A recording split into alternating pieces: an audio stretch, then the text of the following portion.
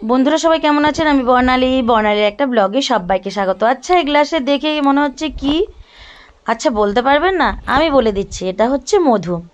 মধুটা অবশ্যই আমাদের বাড়ির মধু।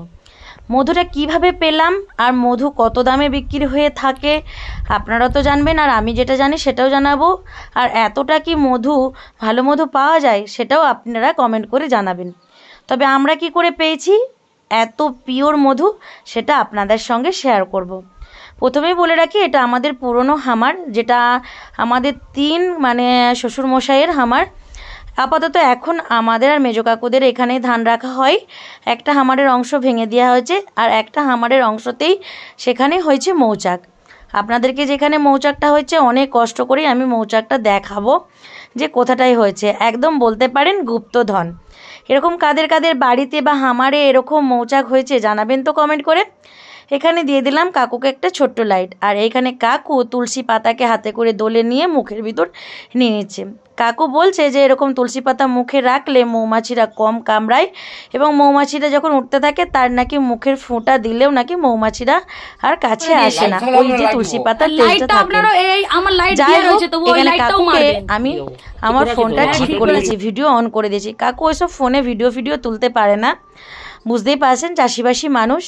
তো যাই হোক, বলেছি যে তুমি ওই সোজা করে একদম ফোনটাকে ধরবে, আর যখন দেখবে ফোনেতে মৌচাকটা দেখা যাচ্ছে তাহলেই জানবে যে ভিডিওটা হচ্ছে, আর লাল আলো জ্বলছে কিনা দেখবে।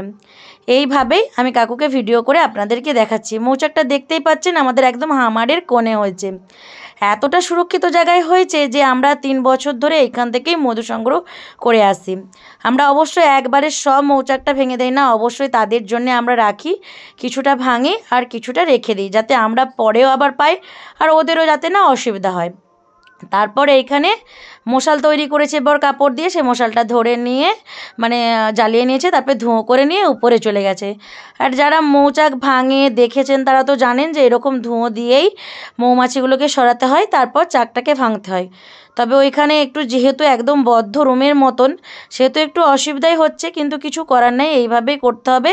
ওই ছোট্ট লাইটের আলোতেই মৌচাকটা ভাঙতে হবে। তার জন্য বালতি থালা নিয়ে গেছে, আর নিয়ে গেছে ছুরি, যাতে সহজেই কাটা যায়, আর কাটলে যেন থালাতে পড়ে, এইভাবেই করা যায়, আর না হলে তো ধানের উপর পড়ে যাবে। আর এইখানে কাকু এই যে টুকরোটা নিয়ে নিল নিজে খাবে বলে, কারণ আমি বলছি কাকু একবার খেয়ে দেখো পিওর মধুটা কেমন লাগে। কাকু খাবে নাই বলছিল, তো যাই হোক কাকু তো খেয়ে বলছে দারুণ লাগছে বৌমা, তুমিও খাও। আমি বলেছিলাম যে কাকু পারতে হবে। কাকু সবসময় বলে যে তোমার জেদের জন্যই এই মৌচাক ভাঙা বা এই উঠা, না হলে আমার অত সময়ও নেই, অত মনেও থাকে না। আমি সবাইকে নিয়ে এই কাজটা করতে ভালোবাসি, আর আমার দেখতে ভালো লাগে, আর সেটা আপনাদের সঙ্গে শেয়ার করলাম। এবার ধরুন চাকটা ভেঙে এনেছে, চাকটা ভাঙার পরে অনেক মৌমাছি থাকে, অন্যরা হলে ওই মৌমাছিকে মেরে দিয়েই রসটা নিয়ে নিত, কিন্তু আমরা চেষ্টা করছি যতটা সম্ভব মৌমাছিকে বের করে দিতে, যাতে মৌমাছিরা না মারা যায়, বেশি মৌমাছি। আর এইখানে দেখতেই পেলেন আমিও একটু চাকের টুকরো নিয়ে একটু ছবি তুললাম, ভিডিও করলাম। তারপরে এইখানে ছাঁকনির সাহায্যে আমরা মধুগুলোকে এইভাবে নিগড়ে নিচ্ছি আর ছেঁকে নিচ্ছি, যাতে পরিষ্কারভাবে ছাঁকা হয়ে যায়। আর এটা এই রকম ছাঁকনি দিয়েই করতে হবে, আর না হলে যে জাল পাওয়া যায় তাতে করে ছাঁকতে হবে। এবার এক টুকরো মিষ্টুকে দিলাম।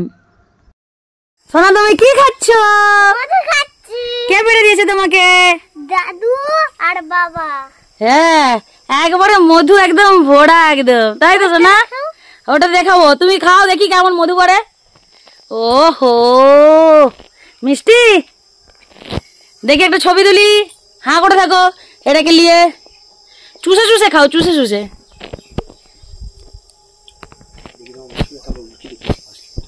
দেখতেই পেলেন মধু কিভাবে সংগ্রহ করলাম, এইভাবে ছেঁকে এবার একটা জারের মধ্যে রেখে দিলেই এবার সারা বছর ধরে খেতে থাকবো। তুলসী পাতা দিয়ে আমার মিষ্টুকে তো সর্দি হলে এই মধু খাইয়ে থাকি। এবার বলে রাখি মধুর দাম কত। আমরা অবশ্যই 3 বছর ধরে আমরা কিনছি না, তবে 2 বছর আগের কথাই বলছি। দুটো মুসলিম লোক আমাদের একটা গাছে পাহাড়ি মৌচাক হয়েছিল, সেই মধুটা যখন পেরেছিল তাদেরকে জিজ্ঞেস করতে, তখনই দাম বলেছিল 800 থেকে 1000 টাকা। এবার আপনারা যারা কিনে থাকবেন তারা বলতে পারবেন যে কত দামে মধু কিনে থাকেন।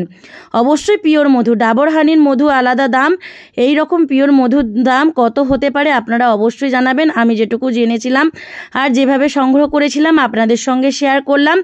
আর এটা বলতেই পারেন একদম গুপ্তধনের মতনই, এটা আমাদের একদম প্রতি বছর আমরা পেয়ে থাকি আর এইভাবেই আমরা সংগ্রহ করে থাকি। কেমন লাগলো আপনারা অবশ্যই কমেন্ট করে জানাবেন।